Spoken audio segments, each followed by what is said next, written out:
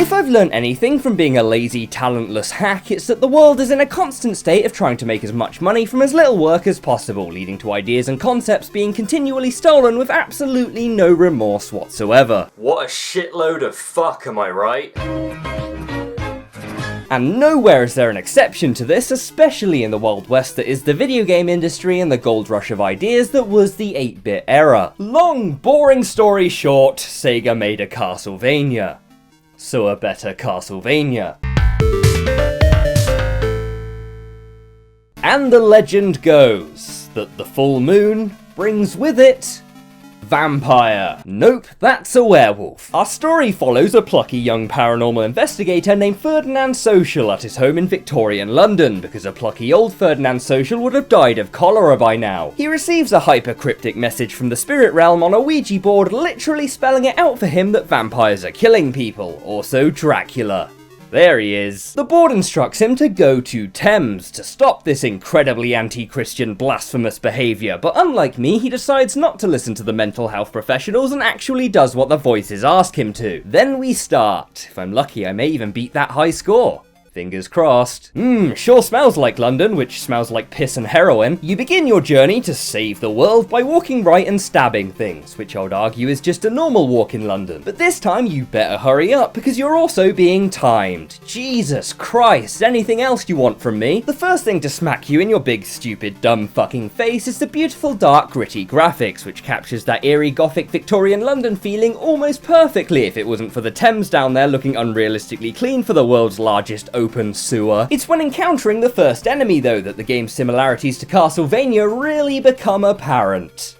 There's a bat. Wow, it's like they just lifted the entire thing. What scumbags. In this game, however, instead of knocking floating candles off of the air, you hit ghost faces to get items, which not only ruins the game's awesome atmosphere because of how stupid they look, but also my ability to fully immerse myself in this hyper-realistic environment. That was me undermining my own point there. For a first level as boring as a river, it's set up really well, positioning items and weapons in deliberate places, allowing the player to try each of them out. My favorite being the gun. Ho, this is Sega alright, we're up way past our bedtime now. The weapons range from knife, cane, sword and axe, but don't really act as upgrades, rather just better or worse weapons, which means the game will constantly try and deliberately downgrade you to make the levels harder and make you want to kill someone. Luckily though, the first level isn't that hard, ending nicely with a boss fight with none other than my childhood hero, Jack the Ripper, who puts up a disappointingly pathetic fight before the plot unveils that Jack was a wax figure under control the whole time. They say you should never meet your heroes, because it was in fact whoever the fuck this is who is in control, and now he wants us to go to a house of wax, because if there's no vampires next to a river, you're bound to find them in a house of wax. A house of wax that sure does look more like a cave of statues than a house of wax, a cave of nude statues. Oh boy, gun violence and nudity. Fuck you, Nintendo. A cave of nude statues in which the game decides to really step up the difficulty. Did I say difficulty? Because what I meant was, do you know what can fuck off?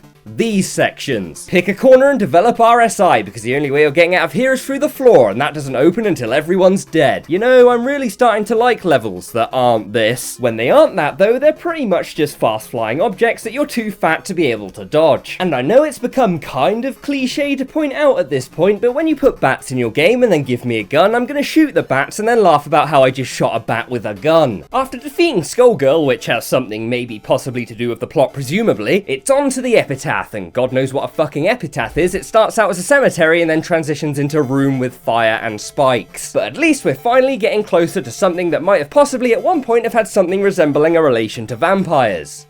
I hope. You have to give them credit for how varied these stages are though. I mean, for a game with an art style and colour palette that looks like the sun died of brain cancer, it's still somehow more detailed and diverse than Castlevania and other games from the time, no doubt because of how better the Master System is.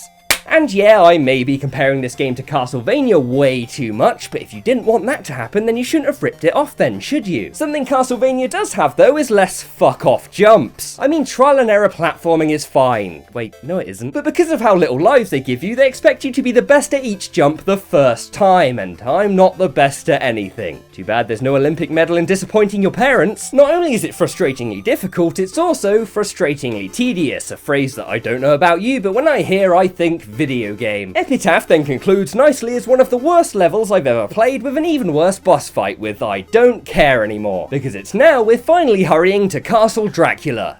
Or a laboratory, sure, why not? A forest is alright also. You know, I honestly wouldn't care so much if labelling levels correctly wasn't literally as easy as being able to spell correctly, although I'm clearly asking way too much there. It's around this point that the Master System's controller's biggest design flaw, its 4 needle-like corners sinking into your palms, really start to sink in to your palms. Literally. But in a slightly more pleasant sense, what also really starts to sink in is just how sweet this music is. It's probably about as dark and ominous as an 8-bit soundtrack can get, so it's a shame then that halfway through every song, some lunatic takes control and ruins the entire thing. If I've learned anything from the internet, it's that I should kill myself and that 8-bit games shouldn't scare me because I'm a fully grown man-child. But here's an idea: how about you try telling me that when you've been playing this game for 10 million hours and the developers are so desperate to kill you that they began sticking spikes on everything because they've run out of ideas. I'm terrified of dying because I'd literally rather drown than play through Epitaph again, and that, ladies and gentlemen, if that isn't true fear, then turning the game off now and wasting an entire video is. So through my immensely positive attitude, sense of loyalty and commitment, and unwillingness to start an entirely new video, I pushed on to the wake of Dracula. Too bad I stopped caring an hour ago, and thank God I did, because otherwise I would have missed out on another green level. Great. Dracula's castle, instead of feeling like a castle, feels more like a short corridor with a boss fight at the end, and although it's technically short, that doesn't make it any less technically fucking shit. But at least the boss fight is with Dracula, right?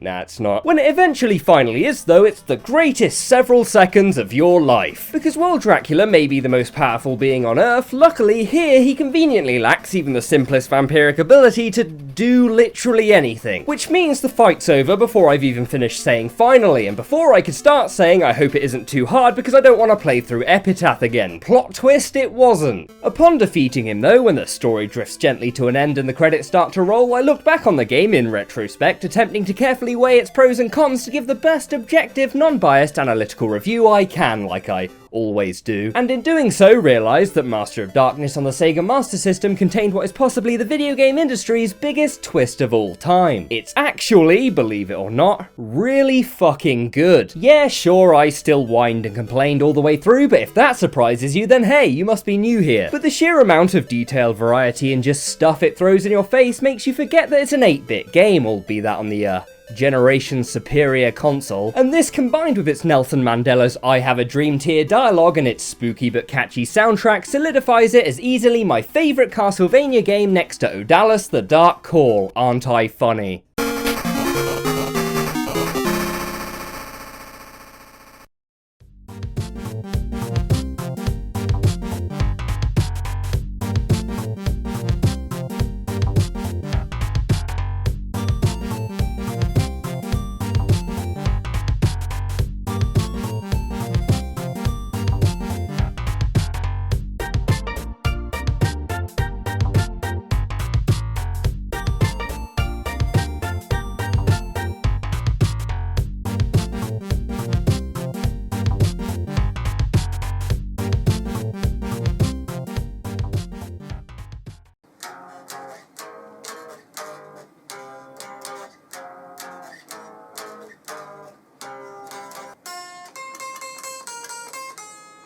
Whatever, fuck it.